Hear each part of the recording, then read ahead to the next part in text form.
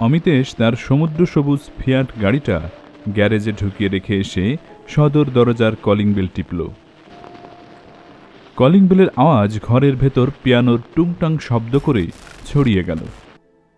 কিছুক্ষণ এভাবে গেল, আবার অমিতেশের ব্যস্ত আঙুল চেপে ধরল কলিং বেলের সাদা বোতামটা। বেল বেজে যায়, দরজা খোলে না কেউ। লনের আলোয় ঘড়িটা দেখে নেয়, রাত 1টা। ফিল্ড রোডের চারপাশে নিথর স্তব্ধতা, মাঝে মাঝে বিলেতি কুকুরের একটানা ডাক। রাত বেশি হয়েছে ঠিকই, তবে মাধুদি, মতিয়া আর বুড়িয়াম্মার কেউ না কেউ এতক্ষণ দরজা খুলে দেয়। আবার কলিং বেলের বোতামে আঙুলটা জোরে চেপে ধরল। 1 মিনিট, 2 মিনিট, একটানা পিয়ানোর টুংটাং শব্দের রেশ। দোতলার বারান্দায় আলো জ্বলে উঠল। বুঝল মাধুদি জেগে উঠেছে। কিন্তু না, এবারও কেউ আসছে না। দূরে মধুরহাট ব্রিজের উপর দিয়ে একটা লরি মাটি কাঁপিয়ে প্রচণ্ড বেগে বেরিয়ে গেল। খালের এপারে পোর্টের রেলগাড়ির শার্টিংয়ের রাত জাগানো যন্ত্রণা। মতিয়া দরজা খুলে দিয়েছে। বিরক্ত ভরা কণ্ঠস্বর ছড়িয়ে গেল, এতক্ষণ কি করছিলে তোমরা? বাড়িতে কি কেউ নেই? মাঝি এখনো বাড়িতে আসেনি বাবু। মতিয়া কাঁপছে। মাঝি নাই তো তোমরা তো ছিলে। বলতে বলতে দোতলার সিঁড়ির মুখে বুড়িয়াম্মার কান্না শুনে অমিতেশ দাঁড়িয়ে গেল। বুড়িয়াম্মা কাঁদছে। ছেলেবেলা থেকে ও এ বাড়িতে আছে।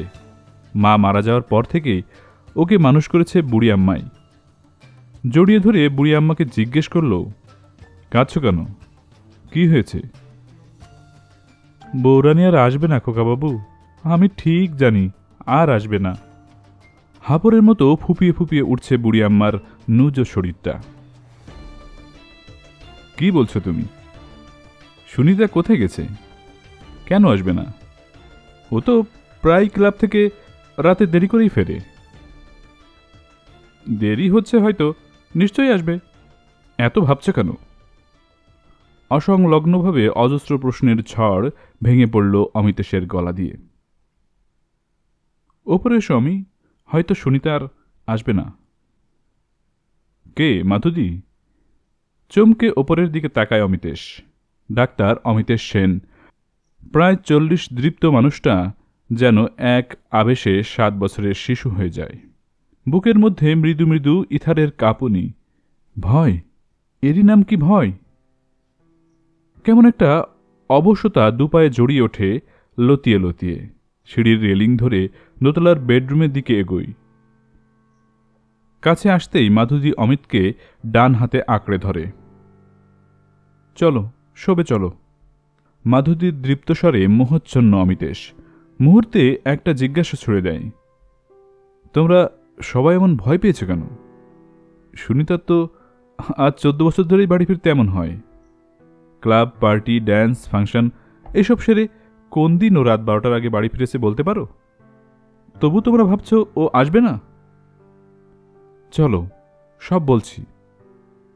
আমিও বাইরে গিয়েছিলাম, ফিরে এসে মতিয়া আর বুড়িয়াম্মার মুখে সব শুনে আমারও কেমন যেন মনে হচ্ছে সুনিতা বোধহয় চলেই গেল। দোতলার পূব দিকের বারান্দায় ইজি চেয়ারে শুয়ে পড়ল অমিতেশ। আকাশ জুড়ে চাঁদের আলো রূপোর পাতের মতো পড়ে আছে। রাত জাগা কোনো একটা পাখি বোধহয় ডানা ঝাপটিয়ে উড়ে গেল। শরতের মিঠে হাওয়া চোখের পাতায় একটু করে ঘুমের রেশ এনে দেয়।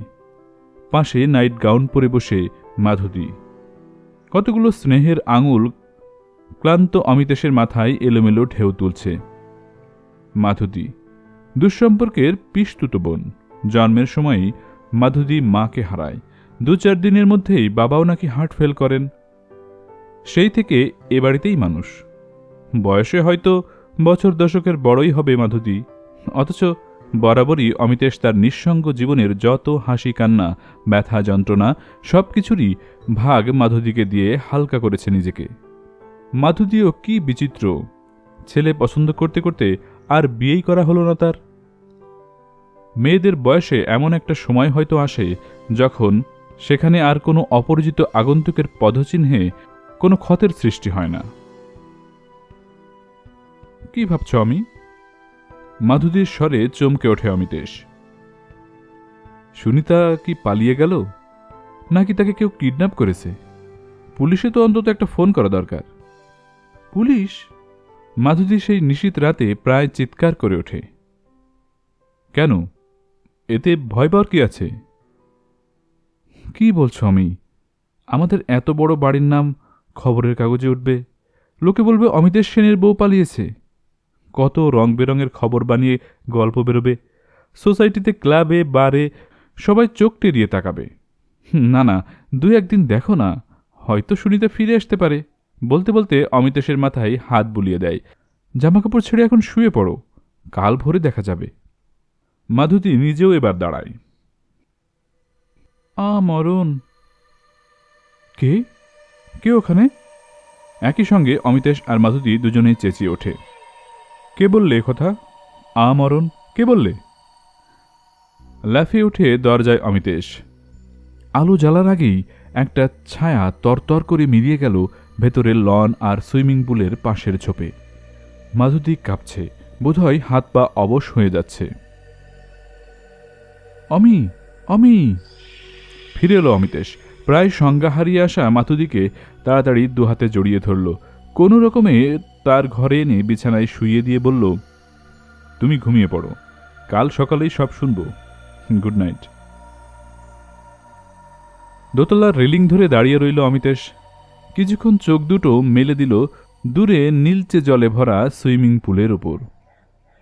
চাঁদের রূপগলা আভায় জলের আধার টলমল।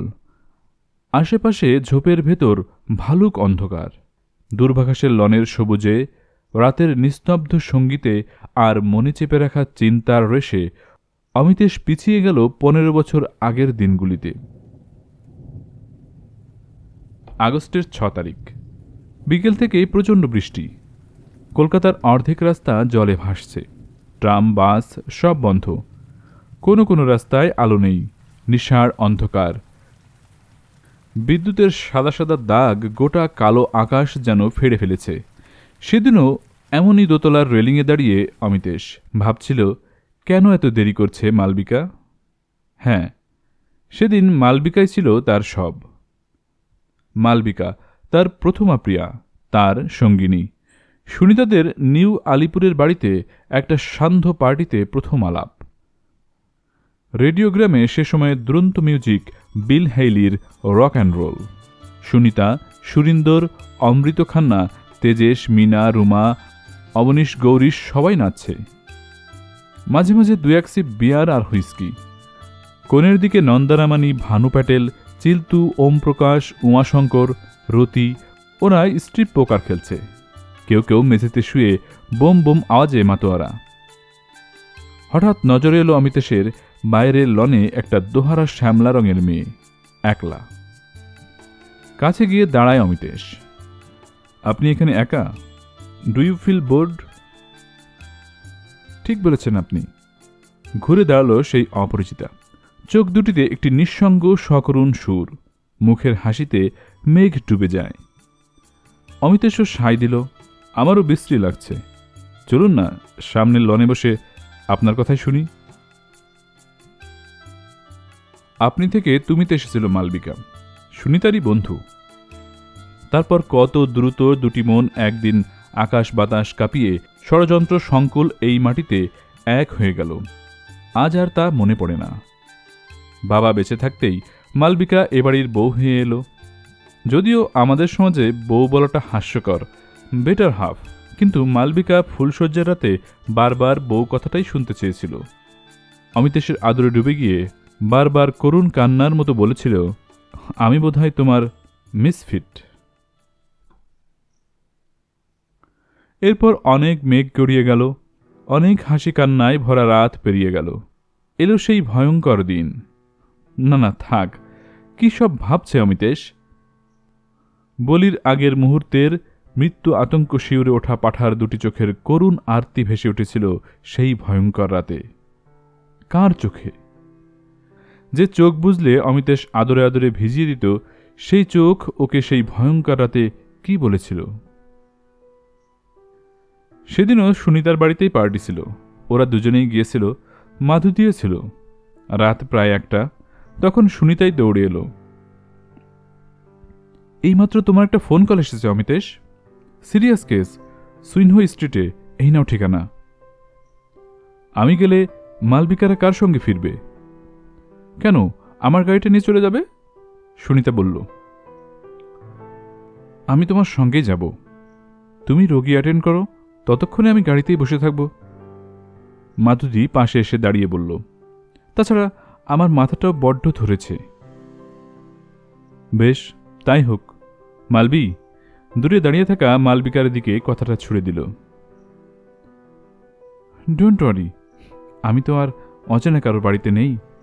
পার্টি শেষ হতেই ঠিক চলে যাব। সুনিতার গাড়িটা নিয়ে নিব।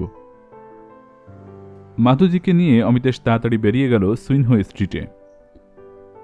বাড়িতে ফিরতে ফিরতে প্রায় রাত 11টা। 12টা 1টা ঘড়ির কাঁটা ঘুরে চলল। তবু আসছে না দেখে ফোন করল সুনিতাকে। ঘুমের মধ্যে জড়িয়ে ওঠা স্বরে জবাব এলো। সে কি, মালবিকা এখনো বাড়ি ফেরেনি? সে তো ঘন্টা 2 আগেই আমার গাড়িটা নিয়ে চলে গেছে। বলছো কি তুমি? মালবি তো একলা এত রাতে গাড়ি নিয়ে নিশ্চয় সারা কলকাতা ঘুরে বেড়াচ্ছে না। তবে তবে কি ওর কোনো বিপদ হলো? ফোনের ভেতর যেন কান্না গুলিয়ে ওঠে। শিগগিরই পুলিশে খবর দাও। ওপাশ থেকে সুনিতা তাড়া দিল। পুলিশে খবর দিল ডাক্তার অমিতেশ। কিছুক্ষণের মধ্যেই হাসপাতাল থেকে খবর এলো মালবির বডি পাওয়া গেছে ভাঙাচোরা গাড়ির ভেতরে। She is dyeing. এক মুহূর্ত দেরি না করে অমিতেশ হাসপাতালে ছুটল।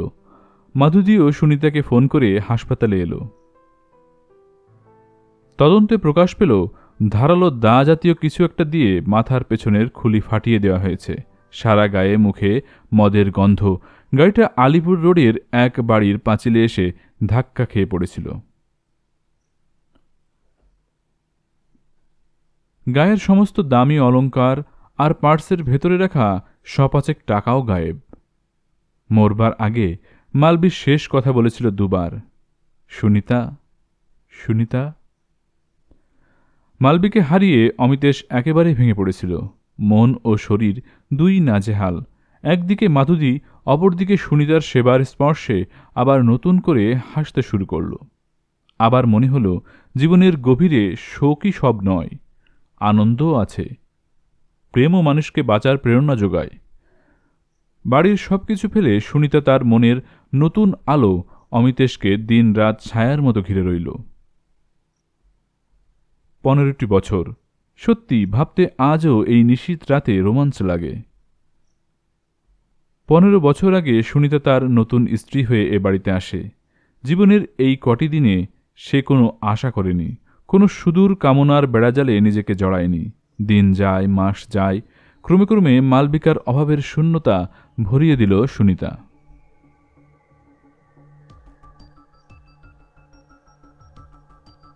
সুনিতার নিরুদ্দেশের বেশ কিছু আগে স্বপ্ন দেখছিল সুনিতা। মালবিকা শোবার ঘরে টেবিলে বসে কি যেন লিখছে। উল্টো দিকের চেয়ারে হাঁটু মুড়ে বসে সে। কি লিখছিস তুই? ডায়েরি? না আর কিছু? আস্তে আস্তে দূর থেকে ভেসে আসা গানের রেশের মতো মালবিকার স্বর। লিখছি, কিছু লিখছি। শেষ হয়ে গেল লেখা বলেই উঠে দাঁড়িয়ে পড়ল। তারপর ঢেউয়ের মতো দুলতে দুলতে জানালা খুলে এলোমেলো হয়ে পিছনে ফিরিয়ে লাফিয়ে পড়ল। দৌড়ে গেল সুনিতা। মালবি! আমার লেখা শেষ হয়ে গেছে, আমি যাচ্ছি, যাচ্ছি রে। ফিরে আয়, ফিরে আয় লক্ষ্মীটি। আমার ফেরায় আর কি হবে? 3 তলার জানালার নিচের বাতাসে শূন্যে হাঁটছে মালবিকা। মাথার পিছনের খুলি ফেটে গিয়ে হাঁ হয়ে রয়েছে। তার ভেতর দিয়ে লাল রঙের রক্ত ঝরঝর করে পড়ছে। মনে হচ্ছে কোনো পাগল শিল্পীর লাল রঙের খেলা। মালবি, ফিরে আয়, তোর মাথার পিছনটা একদম ফেটে গেছে।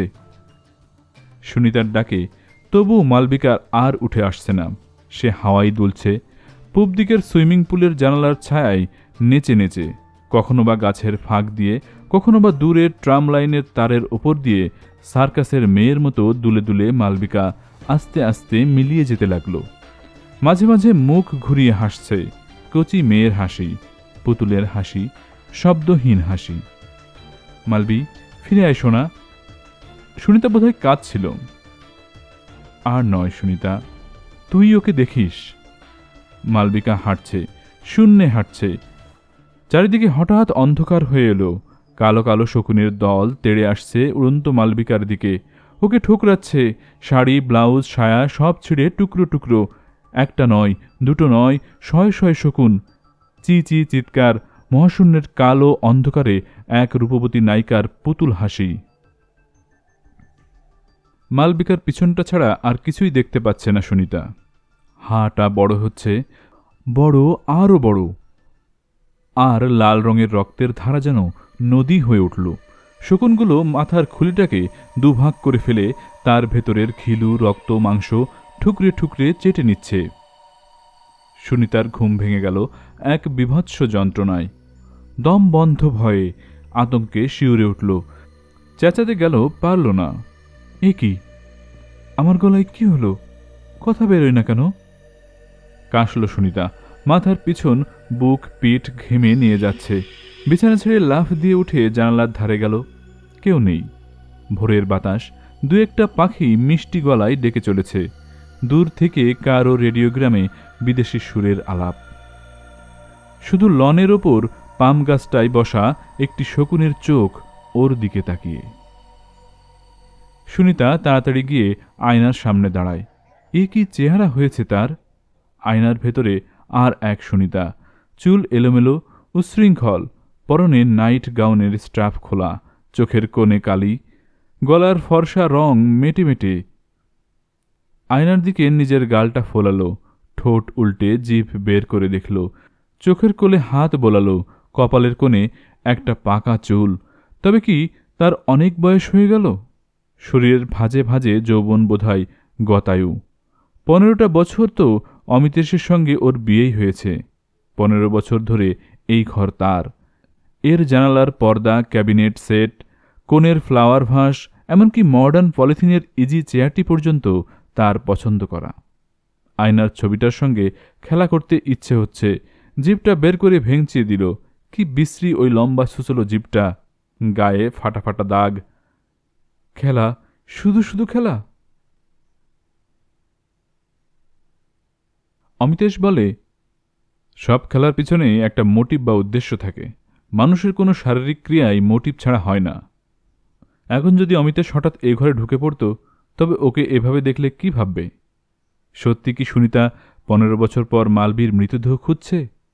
এবাড়ির প্রতিটি ঘর তার চেনা, প্রতিটি মানুষ তার আপনজন। তবু তবু কেন মনে হয় সে যেন অপর এক বাড়িতে অন্য কারো স্বামীর সঙ্গে দেখা করতে এসেছে। স্বামীর আত্মীয়, বন্ধু, দাস দাসী সকলের সঙ্গে সে 15 বছর ধরে যেন শুধু আগন্তুকের মতো দেখাই করে চলেছে। কিন্তু কেন? তবে তবে কি মাধুদি? অমিতেশকে সবসময় অদৃশ্য ছায়া দিয়ে আড়াল করে রেখেছে এই মাধুদি। মাধুদির বয়স অমিতেশের চাইতে খুব বেশি নয়। রোগা, দোহারা, দীপ্তিময়ী চেহারা, গলার স্বর খুব জোরালো। কি বাড়িতে কি পার্টিতে সবসময় চেঁচিয়ে কথা বলাই মাধুদির স্বভাব। বোধহয় ধারণা, চেঁচিয়ে কথা না বললে কেউ শুনবে না, সবারই অমনোযোগের, অবহেলার পাত্র। মাধুদির চোখে মুখে, শরীরের ভাঁজে এমন এক পৌরুষ কাঠিন্য ভাসে, যার ফলে অনেকেই মাধুদিকে ভুল বোঝে। তবু এই মাধুদি সুনিতাকে এ বাড়িতে সবার আগে আপন করে নেয়। প্রথম প্রথম অমিতেশের মনের কোণে মালবীর ব্যথাবিন্দুর স্মৃতির দেওয়াল ওকে কাছে যেতে দেয়নি। সেদিন সেই সাধনায় মাধুদি সুনিতাকে দিয়েছে আশ্বাস।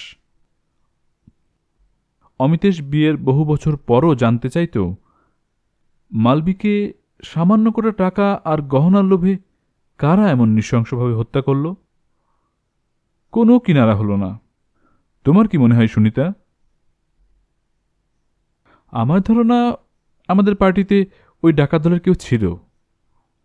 হয় বেহারার বেশে, অথবা কোল্ড ড্রিঙ্কস সাপ্লায়ারদের লোকের মধ্যে কেউ থাকতে পারে। তারাই পরে সুযোগ বুঝে এই কাণ্ড করেছে। দেখো তো, তুমি পর্যন্ত কেমন সুন্দর একটা ক্লু পেয়ে গেলে। সুনিতা ভয় পেত, চোখের তারায় তারায় অজানা এক ভয়ের স্বাদ। ছুটে গিয়ে মাধুরীকে জড়িয়ে ধরত, সব বলতো। মাধুরী, ও যে আজ 10 বছরও মালবিকে ভোলেনি। আমাকে তবে কেন এভাবে ওর জীবনে জড়িয়ে নিল? বলো, বলো মাধুরী। আমার দুর্বলতা অমিতেশকে ঘিরে অনেক দিন, একথা ঠিক, কিন্তু মালবিকে বিয়ের পর আমি তো ওর জীবন থেকে অনেক দূরেই ছিলাম। ব্যস্ত হয়ে না সুনিতা। সেই প্রথম মাধুরী ওকে জড়িয়ে ধরে নিজের ঘরে নিয়ে গেল। অনাবশ্যকভাবে আচমকা ওকে পুরুষের মতো জড়িয়ে আদর করল। সুনিতা সেই মুহূর্তে একটি স্নেহের হাতের পরশ পেয়ে যেন বেঁচে গেল। এক এক সময় ওর মনে হতো মাধুরী অমিতেশকে আড়াল করে রাখছে। বাড়ির সমস্ত গৃহস্থালী থেকে যত কিছু ফাংশন পার্টি, এমনকি অমিতেশের দেখাশোনা, সবই মাধুরীর। ব্রেকফাস্টের টেবিলে সবাই সেদিন বসেছে।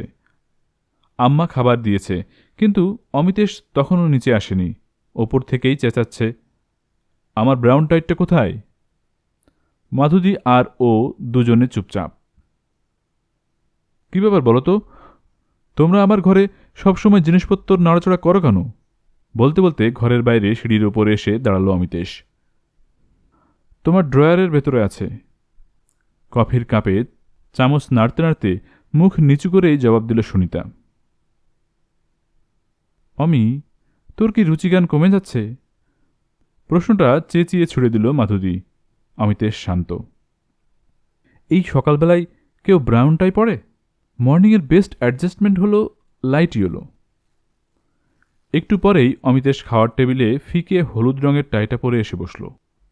মুহূর্তে নিজের অজ্ঞাতেই সুনিতার দু চোখে এক ঘৃণার ছোবল খেলে গেল। কি জানি কেন মাথার ভেতরটা ভীষণভাবে জ্বালা করতে লাগল। মাথাটা বোধহয় ছিঁড়ে যাবে, দপদপ করছে। মাথার যন্ত্রণা ছড়িয়ে গেল হাতের শিরায় শিরায়। এক ঝটকায় কফির কাপ টেবিল থেকে ফেলে দিয়ে গট গট করে দোতলায় উঠে এলো। কি মনে করে একবার তাকালো নিচের দিকে। মাধুরীর ক্রূর ও হিংস্র চাহনি ওর দিকে। সুনিতাকে দেখিয়ে বোধহয় অমিতেশকে বলল, কিছু মনে করিস না। অমিতেশ ঘুরে দাঁড়াতে কোটটা গায়ে চড়িয়ে দিল, সিগারেটের প্যাকেট আর স্থেটিস্কোপটাও সামনে রাখল। বলল, সুনিতাকে আমি দেখছি, তুমি কোনো চিন্তা করো না। মাঝি। বুড়ি আম্মার ডাকে চমক ভাঙল সুনিতার। এতক্ষণ যেন সে বিদেশি চলচ্চিত্র দেখছিল। নিজের হাত দুটো অস্থির চঞ্চল হয়ে নিজের গালে ঘুরতে ঘুরতে গলার কাছে এসে থেমে গেল। হে কি, আবার সেই দম বন্ধ হয়ে যাওয়া যন্ত্রণা।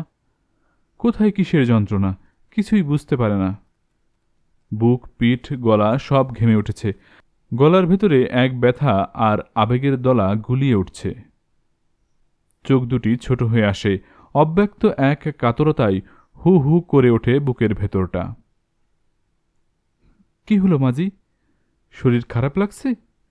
বাবুকে ফিরিয়ে আনবো?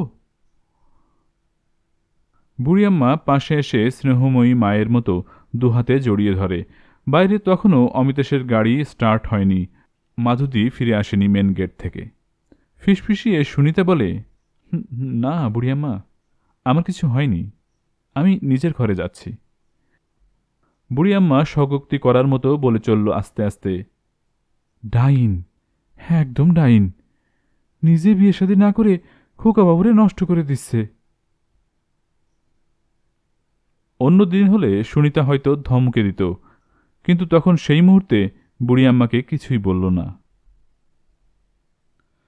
রাত শেষ হতে চলল। আর দেরি করা উচিত নয়। সুনিতা যখন এখনো ফিরল না, পুলিশে খবর দেওয়া দরকার। তার আগে বুড়ি আম্মাকে ডেকে সবটা ভালোভাবে জেনে নিতে হবে। আস্তে আস্তে মাধুরীর দরজায় টোকা দিল অমিতেশ। কে? অমি? জেগে আছো? ঘুম কি আর আসে? কেন? তুমি তো আজ কবছর ধরে আমার কথা না শুনে স্লিপিং পিল খাচ্ছ, তাতেও ঘুম আসে না? সুনিতার নিরুদ্দেশ হওয়া বা বাড়িতে এখনো ফিরে না আসা, এটা কি দারুণ শকিং ব্যাপার নয়? আজ আর স্লিপিং পিল খাওয়ার জন্য ইচ্ছেই করছে না। বলতে বলতে দরজা খুলে বাইরে বেরিয়ে এলো মাধুরী। আমি এখনো বুঝে উঠতে পারছি না সুনিতা কোথায় যেতে পারে। তুমি যখন বারান্দায়, তখন আমি ঘরে বসে অনেক জায়গাতেই ফোন করেছি, কিন্তু সুনিতা কোথাও যায়নি। তাছাড়া আজ মাস ছয়েক তো সুনিতা শুধু ক্লাবে গিয়ে সন্ধ্যার পর মদ আর নাচ নিয়েই থাকে। অমিতেশ কিছু বলে না, নিশ্চুপ, কি যেন ভাবছে হয়তো। মাধুরী বলে চলে, আমার কথা তো শুনিও না। তুমি তো তোমার হসপিটাল, রিসার্চ আর পেশেন্ট নিয়ে আছো, ওর দিকে ভালো করে চেয়েও দেখো না। মাধুরী, কি কয়েক মাস ধরে একটা জিনিস লক্ষ্য করছিলে? কি? কারণে অকারণে নিজের রাগকে সংযত করতে পারে না। বিশেষ করে আমার উপর তোমার কোনো খবরদারি বোধহয় সুনিতা ঠিক পছন্দ করছিল না। নিশীথ রাতের নিস্তব্ধতায় মাধুরীর বুকের দপদপানি বোধহয় শোনা গেল, চোখের তারায় ভয়ের কাঁপন। কি বলছো তুমি? অমিতেশ থামেনি, সে তখনও বলছে, আজ কমাস আমি তোমাদের দুজনকে লক্ষ্য করছি। মনে হয় তুমিও বোধহয় চাও না আমার উপর আর কারো কোনো অধিকার এসে চেপে বসে, তাই না? মালবিও একদিন আমায় কেমন যেন এই আভাসই দিয়েছিল। না না, মিথ্যে কথা, এই হতেই পারে না। তোমাকে আমি স্নেহ করি, কিন্তু সেটাকে আমাদের সমাজ এমন বিকৃতভাবে দেখবে এ আমি ভাবতেই পারি না। অনেক অনাত্মীয় মেয়েও তো কাউকে কাউকে নিজের ভাইয়ের মতো ভালোবাসে, আর আমি তো সত্যি তোমার সম্পর্কে দিদি। মাধুরী থামল। দূরে রেলগাড়ির ঝিকঝিক আওয়াজ, খানিকটা সাদাটে ধোয়া, পুলের উপরে সারি সারি আলো শকুন চক্ষুর মতো দাঁড়িয়ে। অমিতেশ স্তব্ধতা ভাঙল। কিছুদিন আগে ডাক্তার শ্রীবাস্তব বলছিলেন, একটু খেয়াল রেখো মাইসান, সুনিতা বোধহয় মেন্টাল ব্যালেন্স রাখতে পারছে না। কিন্তু কি করতে পারে সুনিতা? কোথায় বা যেতে পারে? ওর ঘরটা ভালো করে দেখে আসি চলো। বেশ, তাই চলো। দুজনে সুনিতার ঘরে এলো। ঘরের কোণে ফুলদানিটায় ফুল নেই, জানালার পর্দা আধ ময়লা, ক্যাবিনেটের সবকটি ড্রয়ার আধ খোলা, বিছানার ওপর দুটো সুটকেস খোলা, একটা শাড়ি, দুটো অন্তর্বাস, পেটিকোট, প্যান্টিস, মেঝেতে দুজোড়া চটি, একটা পাটি ওল্টানো। চারদিকে ঘুরতে লাগলো দুজনেই, কিছুই নজর পড়ল না। ড্রেসিং টেবিলের ওপর এক টুকরো কাগজে একটা ফোন নম্বর, বিউটি ক্লিনিক, 955596। চিঠি লেখার প্যাড, একটি পাতা আধ ছেঁড়া, আর একটি পাতা উল্টে গেল মাধুরী, কলম দিয়ে একটি ছবি আঁকা, মুখটা প্রায় মালবিকার মতোই। হ্যাঁ, এই তো ছবির নিচে নাম লেখা, মালবিকার মৃত্যু। ছবিতে চোখ দুটির জায়গায় দুটো ফুটো। অমিতেশ ছবিটি নিয়ে আলোর কাছে গেল, ডাকল, মাধুরী, এদিকে এসো। এই দেখো, ছবিতে চোখ এঁকেছিল সুনিতা, তারপর বোধহয় জ্বলন্ত দেয়াশলাইয়ের কাঠি দিয়ে চোখের জায়গাটুকু আগুনে পুড়িয়ে ফুটো করে দিয়েছে। কি সাংঘাতিক! মাধুরী শিউরে উঠে অমিতেশের হাত আঁকড়ে ধরল। ডানা ভাঙা পাখির থাবার মতো অসহায় মাধুরীর হাত। অমিতেশের মনে হলো হাতটা এগিয়ে দিলে আরও জোরে চেপে বসবে মৃত্যু পথযাত্রী পাখির করুণ আরতি নিয়ে। ওরা দুজনেই একটা আতঙ্কের মতো, প্রেতের মতো নিচে নেমে এলো, চেঁচিয়ে ডাকল, বুড়িয়াম্মা, মতিয়া। নিস্তব্ধ রাত্রির শেষ প্রহরে অত বড় বাড়িতে সেই আওয়াজ গম গম করে ফিরতে লাগলো। ওরাও বোধহয় ঘুমোতে পারেনি। ডাক শেষ না হতেই দুজনে বেরিয়ে এলো। বুড়িয়াম্মা, তুমি আর মতিয়া মাঝিকে ঘর থেকে বেরোতে দেখনি? গাড়িও তো ছিল না। আমি একটা গাড়ি নিয়ে বেরিয়েছি সেই সকালে, আর একটা তো মাধুরী আমার বন্ধু বিদেশ থেকে ফেরার পার্টিতে যাওয়ার জন্য নিয়ে গিয়েছিল। তবে মাঝি কিসেই বা গেল? তার জামাকাপড় তো সবই ঘরে রয়েছে, তবে কোথায় গেল? মতিয়াই প্রথমে কথা বলল। দিদি বাইরে যাওয়ার পর মাঝি আমাদের বলল, তোরা নিচের ঘরের সদর দরজা বন্ধ করে দিয়ে কিচেন রুমে চলে যা। আমিও ঠিক তাই করলাম। হঠাৎ আমাদের পেছন দরজায় টকটক আওয়াজ। তাকিয়ে দেখি একটা ভিখারির মতো আদমি। কাকে চাই? একটা পার্সেল আছে, এসেছে বিলাতি কোম্পানি থেকে, মিসেস সেনের পার্সেল। বুড়ি আম্মা লোকটার কথা শুনে উপরে গেল। মাঝিকে বলল একটা লোক এসেছে পার্সেল নিয়ে তার জন্য। মাঝি বলে দিল তোমরা নিয়ে নাও। পার্সেলটা নিয়ে নিলাম লোকটার কাছ থেকে। মনে হলো কোনো নাম করা সেন্ট হবে, তাই ছোট কাঠের বক্সটা আমরা খুব ঝাঁকাতে লাগলাম। এমন সময় মাঝি জানতে চাইলেন কিসের পার্সেল। তখন রাত কটা? মাধুরী জানতে চাইল। ভোরজোর 8টা। বুড়ি আম্মা বলল। মতিয়া পার্সেলটা নিয়ে মাঝির ঘরে দিয়ে এলো। তারপর সিঁড়ি দিয়ে নিচে নেমে আসতে না আসতেই মাঝির বিভৎস এক ভয়ার্ত চিৎকার। আবার দৌড়ে গিয়ে দেখি সুনিতা দেবীর ঘর ভেতর থেকে বন্ধ। ভেতরে কিসের যেন দাপাদাপির শব্দ, জিনিসপত্র ভাঙার শব্দ, আবার চিৎকার। মাঝি মাঝি! মতিয়া চেঁচায় দরজা খুলে দেবার জন্য। ভেতর থেকে গলা চেঁচিয়ে ওঠে, যা, নিজের কাজে যা, আমাকে এখন জ্বালাস নে। মতিয়া নিচে নেমে এসে বুড়ি আম্মাকে মাঝির রাগের কথা বলল। বুড়ি আম্মা বলল, রাগিস না মতিয়া, দেবীজির বোধ হয় মেজাজটা ভালো নেই। দেখিস না আজকাল রাতে মদ খেয়ে কিভাবে বাড়ি ফেরে। আমার তো ভয় করে, আবার নিজে গাড়ি চালায়। কি হবে জানি না বাপু, একটা লেড়কা লেড়কি থাকলে এসব কিছুই হয় না। তা কি হবার জো আছে? ডাইনটা সবসময় বাবুজিকে আগলে রেখেছে। কে ডাইন? ঘটনার মাঝে মাধুরী জানতে চাইল রাগত স্বরে। মতিয়া বুঝল বেফাস কথা বলা হয়ে গেছে। সামনেই বুড়ি আম্মা ছিল। সে তাড়াতাড়ি বলল, আমি সেই মোটা নার্সটার কথা বলছিলাম। বাজে কথা শোনার সময় নেই, বলো তারপর কি হলো? অমিতেশ প্রায় ধমকে উঠল। মতিয়া বলতে শুরু করল, আমি বললাম চলো না দেখে আসি। মাঝি পড়ে গেল না তো? যেমনভাবে চেঁচিয়ে উঠেছে। আমরা দুজনে আবার সিঁড়ি বেয়ে দরজায় ধাক্কা দিলাম, কোনো সাড়া নেই। জোরে ঠেলা দিতেই দরজা খুলে গেল। ঘরের ভেতর জিনিসপত্র লণ্ডভণ্ড, দেবীজি কোথাও নেই। চেঁচিয়ে ডাকলাম, মাঝি মাঝি, না, কোথাও নেই। বুড়ি আম্মাও ডাকলো কয়েকবার। বাথরুম, দিদিজির ঘর, আপনার ঘরও দেখলাম, কোথাও না পেয়ে ভয়ে আমাদের গলা শুকিয়ে কাঠ। মাধুরীর চোখের সামনে ভাসতে লাগলো মতিয়ার কথাগুলো। অত রাতে বিরাট বাড়িতে সুনিতার অনুপস্থিতিতে ওরা দুজনে ভীষণ ভয় পেয়েছে।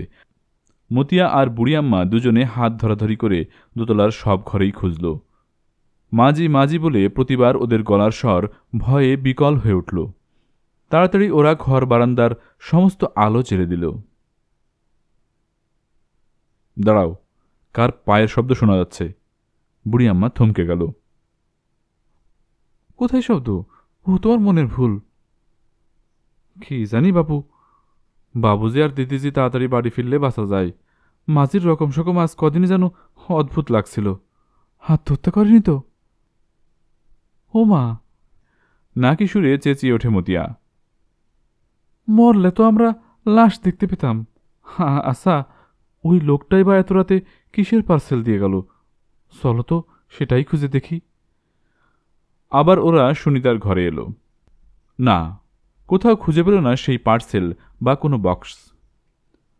ওয়ার্ড্রোবের পাল্লা খোলা, শাড়ি, ব্লাউজ, জামা সবই সাজানো। এমনকি টেবিলের ওপর বাইরে বেরোনোর ব্যাগটাও রয়েছে। শুধু কালো রঙের মাঝারি সাইজের ভ্যানিটি ব্যাগটা নেই। তাড়াতাড়ি ওরা নিচের রান্নাঘরে ফিরে এলো। কোথাও যেতে পারে মাঝি? কারণ বাইরে যেতে হলে তো আমাদের সামনে দিয়ে যেতে হবে। বাবুজিকে হাসপাতালে ফোন করে দিই। সিঁড়ির নিচে টেলিফোনটা তুলতে গিয়ে দেখে টেলিফোনের তার কাটা। সর্বনাশ! দুজনে ভয়ে জড়াজড়ি করে বসে রইল সেই থেকে। মাধুরী, মালবিকার ছবিটা কার আঁকার বলে মনে হয় তোমার? কেন, সুনিতা ছাড়া কে আঁকবে? এত রাতেও যখন সুনিতা ফিরল না, তখন আমার কি মনে হচ্ছে জানো? ও কোথাও যায়নি, হয়তো আত্মহত্যা করেছে। কি বলছো তুমি? মাধুরী নতুন করে ভয় পায়। 15 বছর সুনিতা এই বাড়িতে পাশাপাশি রয়েছে, কোনোদিন তো মনে হয়নি ও অসুখী। তবে মাস ছয়েক ওর ব্যবহারটা কেমন জানো, কথায় কথায় অল্পেতে রেগে ওঠে, প্রায় অন্যমনস্ক থাকে, এমনকি পার্টিতেও নাচতে নাচতে স্টেপিং ভুলে যায়। কতদিন মিস্টার ব্যাটবাল ও মিস্টার কাপুর বলে উঠেছেন, কি হলো মিসেস সেন, আপনার শরীর ভালো না? মতিয়া! অমিতেশের চিৎকারে তাল কেটে যায়। জি বাবুজি। একটা গ্লাস আর হুইস্কির বোতল নিয়ে আয় তো। কি বলছো আমি? তোমার না মদ খাওয়া বারণ? মাধুদি বলে। ছেলে মানুষই করো না মাধুদি, আমার বয়স এখন 40, আর ভালো লাগে না সবসময় তোমার এই খবরদারি। আমাকে একটু একা থাকতে দাও। মাধুদি অবাক হয়ে তাকিয়ে থাকে, কিছুক্ষণ পর বলে, পুলিশে খবর দেবে না? তুমি তো পুলিশে খবর দেওয়ার জন্য ব্যস্ত হয়ে উঠেছিলে। বন্ধু বান্ধব আত্মীয় স্বজনের বাড়িতেও তো যেতে হবে, সেখানে খোঁজ নেবে না? কি করে খোঁজ নেব? টেলিফোনের তার তো কাটা। আর তাছাড়া শুনছো না, একটা রহস্যময় লোক এসে একটা পার্সেল দিয়ে গেল। সুনিতা ভয়ে চেঁচালো, টেলিফোনের তার কাটা, আর তারপরই সুনিতা একদম হাওয়া। নিশ্চয় এ কোনো ষড়যন্ত্র, অথবা। কি অথবা? বলো, থামলে কেন? অথবা কোনো কিছুতে ভয় পেয়ে পালিয়ে আত্মহত্যা করতে গেল না তো? দূর থেকে ভেসে আসা সমুদ্রের চাপা গর্জনের মতো অমিতেশের কথাগুলো মৃদু কানে বাজতে লাগল। মানুষের মন বিচিত্র মাধুরী, এ এক গহন বনের মতো, অন্ধকার, কালো, শব্দহীন। অসংখ্য ছোট ছোট রাস্তা সেই জঙ্গলের ভেতর দিয়ে এলোমেলো ছড়িয়ে রয়েছে, কিন্তু এত অন্ধকার সেখানে যে কোনো পথই চিনতে পারা যায় না। হঠাৎ যদি কোনো একটা হিংস্র জানোয়ার সেই অন্ধকার থেকে বেরিয়ে আসে, তখনই বোঝা যায় যে ওদিকে কোনো পথের নিশানা আছে। বহু বিচিত্র শক্তি আমাদের মনের ভেতর খেলা করে। মনের অসংখ্য পথে চলতে চলতে কখনো যায় পথটা হারিয়ে, তখন পুরনো পথ খুঁজে না পেয়েই সব কেমন গুলিয়ে যায়, আর তখনই হয়তো আত্মহত্যার নেশায় পায়। মাধুরী কিছুক্ষণ হাঁ করে তাকিয়ে থেকে হঠাৎ ঝরঝর করে কেঁদে ফেলল। কার জন্য কান্না পেল নিজেই বুঝতে পারল না। সুনিতার জন্য? অমিতেশের জন্য? চোখের জলে আশ্চর্য রকমের নরম হয়ে গেল মাধুরীর স্বর। তুমি তাহলে গাড়িটা নিয়ে পুলিশে খবর দাও। সেই ভালো। অমিতেশ উঠে দাঁড়ায়। ঘড়িতে রাত প্রায় 3টে।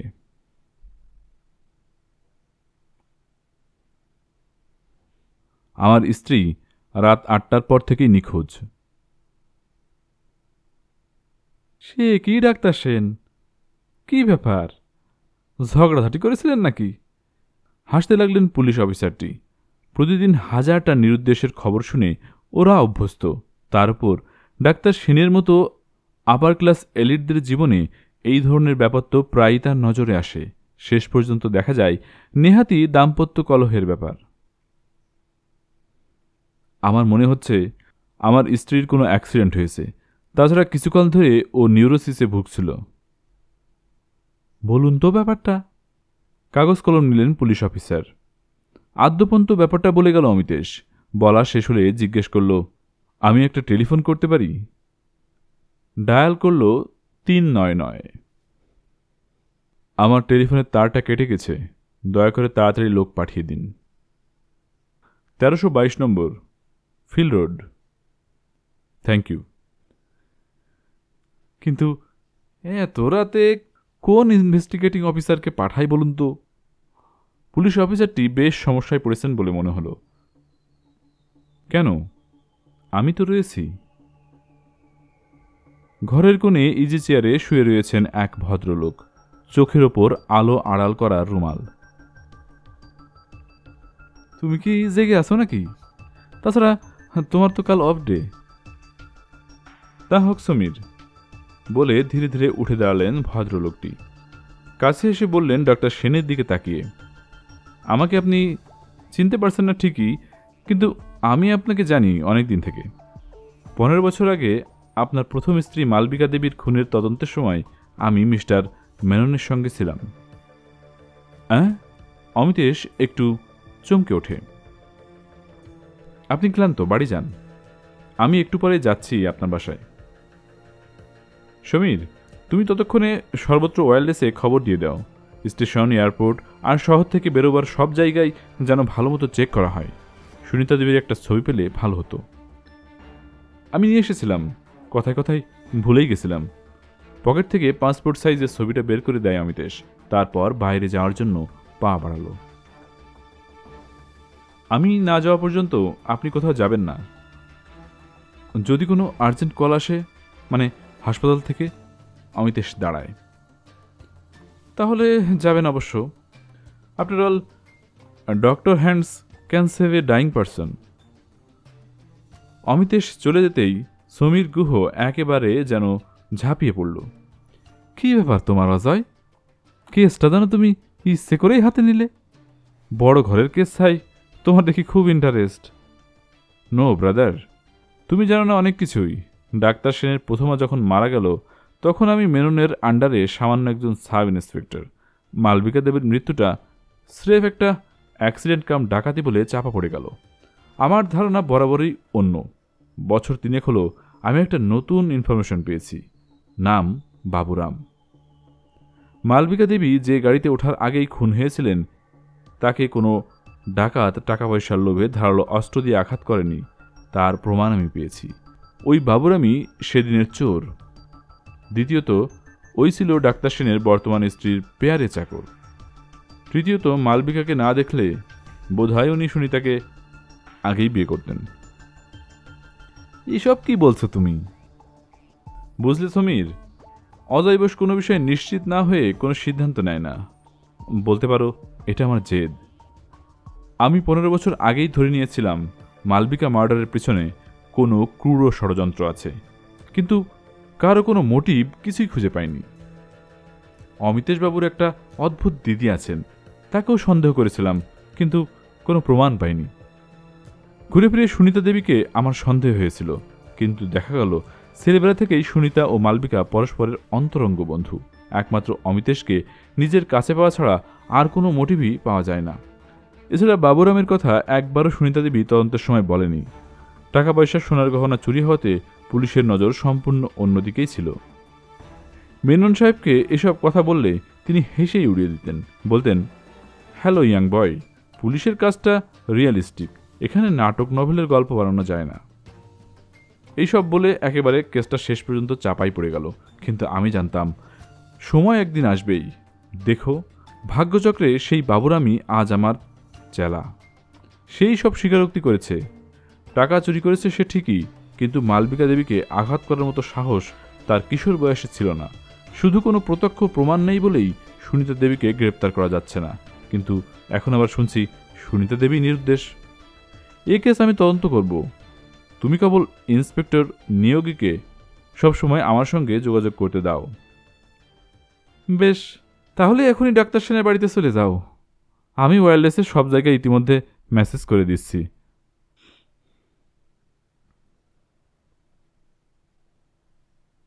অজয় বোস সমস্ত বাড়িটার আনাচে কানাচে পর্যন্ত দেখে নিলেন। মাধুরী, বুড়িয়াম্মা ও মতিয়ার সঙ্গেও কথা বলে ঘটনার আদ্যোপান্ত জেনে নিলেন। তারপর নিচে রান্নাঘরের কাছে বসে মতিয়াকে জিজ্ঞেস করলেন, যে লোকটি পার্সেল নিয়ে এসেছিল তাকে দেখলে চিনতে পারবে? নিশ্চয়ই পারব, মাত্র কয়েক ঘন্টা আগের কথা। তাছাড়া লোকটা আমার সঙ্গে অনেকক্ষণই কথা বলেছিলেন। অজয়বাবু ফোলিও ব্যাগ থেকে অনেকগুলি ছবি বের করলেন। আলোর নিচে সবগুলিকে সাজিয়ে রাখলেন। একটার পর একটা ছবি দেখিয়ে যেতে লাগলেন। চিনতে পারছো? না, না। তারপর গোটা 15 ছবি দেখানোর পর চোখ বসা কাঠির মতো চেহারার একটা লোকের ছবি দেখে মতিয়া চেঁচিয়ে ওঠে, এই লোকটি, এই লোকটি এসেছিল বাবুজি। এ তো নেশাখোর লালু। তোমাদের বাড়ির কাছেই ওই বস্তিটাই থাকে। ওর পুলিশ রেকর্ড খুবই খারাপ। তুমি ঠিক বলছো মতিয়া? হ্যাঁ বাবুজি। দৃঢ় স্বর মতিয়ার। ঠিক আছে, চলুন বাইরেটা এবার দেখে আসি। ইন্সপেক্টর মিস্টার নিয়োগী উঠে দাঁড়ালেন। মাধুরী বললেন, অমির একটা আর্জেন্ট কল ছিল, ওকে চলে যেতে হয়েছে। চলুন, আমি নিয়ে যাচ্ছি আপনাদের। সে কি? This is very bad. যাওয়ার আগে আমাকে একটু বলে যাওয়ার উচিত ছিল না? এত সকালে আর্জেন্ট কল, স্ট্রেঞ্জ। সদর দরজা পেরিয়ে সবাই বাইরে এলেন। মেন গেট পর্যন্ত পাথর বিছানো রাস্তা, দুধারে কেয়ারি করা ফুলের বাগান, একটু দূরে সবুজ গালিচা, নরম ঘাসের লন, ভোরের রোদে গলে যাচ্ছে যেন। একপাশে টেনিস কোর্ট, লন ঘিরে পাম গাছের সারি, একেবারে কোণে নীল জলের টলমলে সুইমিং পুল। পুলের একপাশে কাপড় ছাড়ার একটা ছোট ঘর, পাশে একটা টেবিলে বিদেশি পানীয়ের বোতল, ডিক্যাস্টার গ্লাসের বাহার। দেখতে দেখতে অবাক লাগছিল অজয় বোসের। এত সুখ, এত সমৃদ্ধি, এত প্রাচুর্য, তবুও তার নিচে কত কান্না, কত দীর্ঘশ্বাস, আর কত বঞ্চনার গোপন যন্ত্রণা। জলের উপর ওটা কি ভাসছে? একটা সিপাই হঠাৎ চেঁচিয়ে ওঠে। সঙ্গে সঙ্গে দৌড়ে যান সবাই সেদিকে। কাছে গিয়ে দেখেন অজয় একটা নারীদেহ জলে ডুবে ফেঁপে ফুলে ভাসছে। সুনিতা! বাঁশির তীক্ষ্ণ আওয়াজের মতো আতঙ্কের রেশ ঝরে পড়ল মাধুরীর গলায়। ওই তো সুনিতা শেষ পর্যন্ত আত্মহত্যাই করল। হা ভগবান! তাড়াতাড়ি জল থেকে টেনে এনে পাড়ে রাখা হলো মৃতদেহটি, সুনিতার মৃতদেহ। একদৃষ্টে কিছুক্ষণ তাকিয়ে রইল অজয় বোস। পরনের পোশাকটি একটু অস্বাভাবিক। শরীরের উপরে ছোট হাতাকাটা পেটকাটা জাম রঙের ব্লাউজ, নিচের দিকে ছোট একটা শর্ট পরা। সাঁতার কাটতে হলে ওরকম অদ্ভুত পোশাক পরবে কেন? মুখের কাছে নাকটা নিয়ে গেলেন। হ্যাঁ, মদের গন্ধ। হয়তো মেন্টাল ডিপ্রেশনে ভুগছিলেন। তারপর মদ খেয়ে সাঁতারের অর্ধেকটা পোশাক পরেই পুলে নেমে পড়েছিল। পরে হয়তো আর হুঁশ ফেরেনি, কিংবা সাঁতার কাটতে কাটতে ক্লান্ত হয়ে পড়েছিল। তারপরে দমবন্ধ হয়ে মৃত্যু। ব্লাউজের ভেতর থেকে একটা রেক্সিনের ছোট ব্যাগ বেরিয়ে পড়ল। মিস্টার নিয়োগী রুমাল দিয়ে জড়িয়ে ধরে সন্তর্পণে ছোট চেনটা ধরে টান দিতেই এক টুকরো কাগজ গড়িয়ে পড়ল। অজয় বোস কাগজটা খুলে ফেললেন। তাতে লেখা, আমার মৃত্যুর জন্য কেউ দায়ী নয়, আমার মানসিক শান্তি নেই।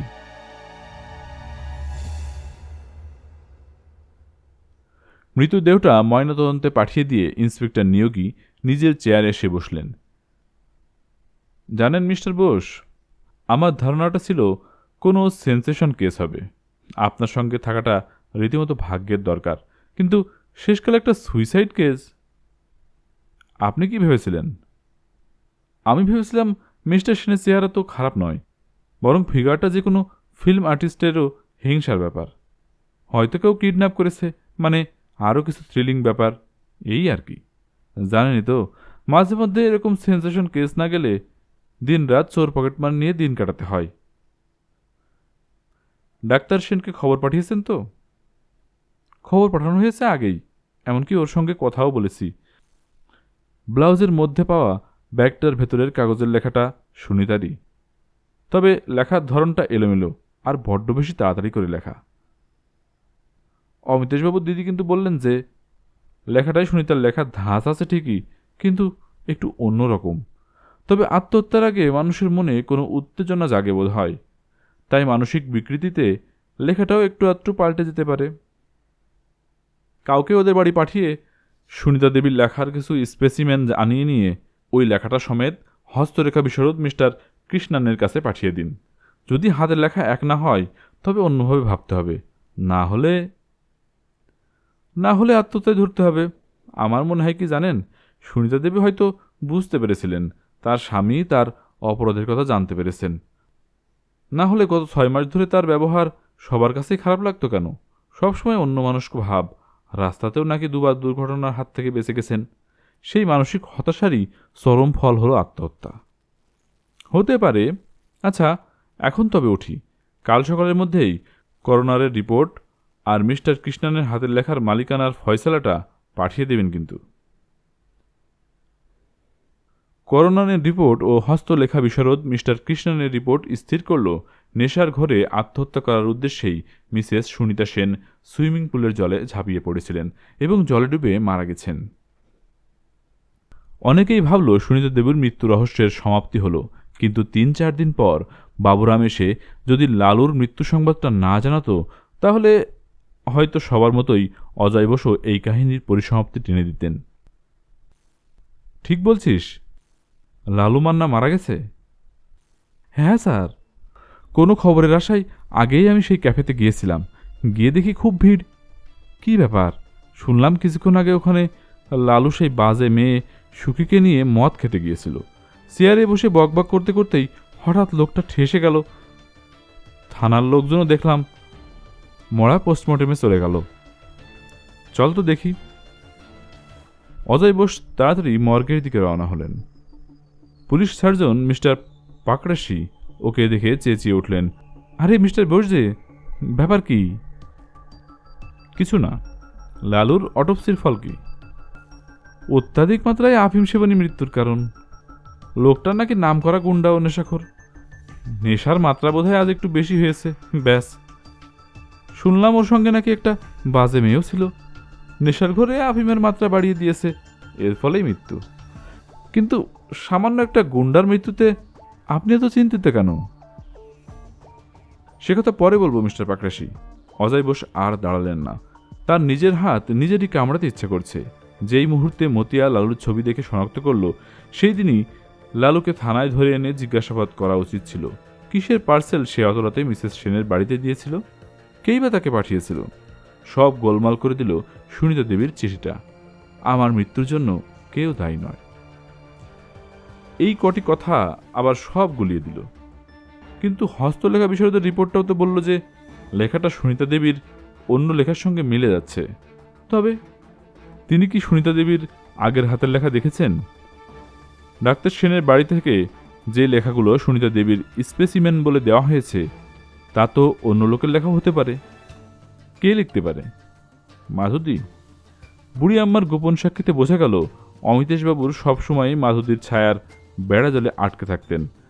এমন তো হতে পারে মাধুদী অস্বাভাবিক হিংসায় কোনোভাবে সুনিতাকে আত্মহত্যা করতে বাধ্য করেছে। তবু অজয় বোসের স্পেসিমেন লেখাটা মিলিয়ে দেখা উচিত ছিল। উত্তেজনায় অজয় বোসের আঙুল ছটফট করতে থাকে। লালুর মৃত্যুর সঙ্গে নিশ্চয় সুনিতা দেবীর আত্মহত্যার কোনো মিল রয়েছে। তাড়াতাড়ি বাবুরামকে ডেকে তিনি বললেন সুখীর ঠিকানা জোগাড় করে তাকে খুঁজে বের করতে। উপন্যাসটির বাকি অংশ খুব শীঘ্রই আপনাদের প্রিয় চ্যানেল পাণ্ডুলিপি অডিও বুকে প্রকাশ করা হবে। আজকের পর্ব কেমন লাগলো কমেন্টে জানাবেন। আগামী পর্ব শোনার আমন্ত্রণ জানিয়ে আজকের মতো এখানেই বিদায় নিচ্ছি। আল্লাহ হাফেজ।